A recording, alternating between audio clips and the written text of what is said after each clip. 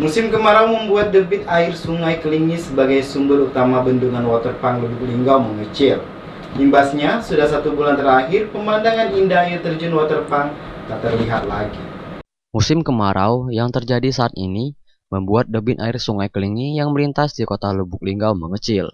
Dan itu berdampak ke wisata bendungan Waterpang Lubuk Linggau mengering sejak bulan terakhir. Biasanya, air bendungan terjun ke sungai yang berada di bawahnya dan menjadi daya tarik bagi wisatawan.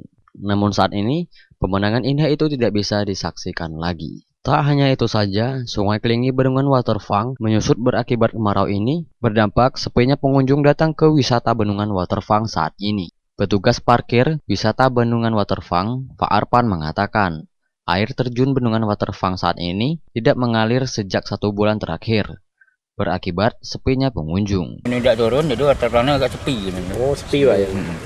Lagi Pak. Karena suasana banyu ini tidak turun kan. Lah sudah berapa lama Pak untuk ini air kering? Air tidak turunnya sekitar sebulan lah yang ada. Sebulan.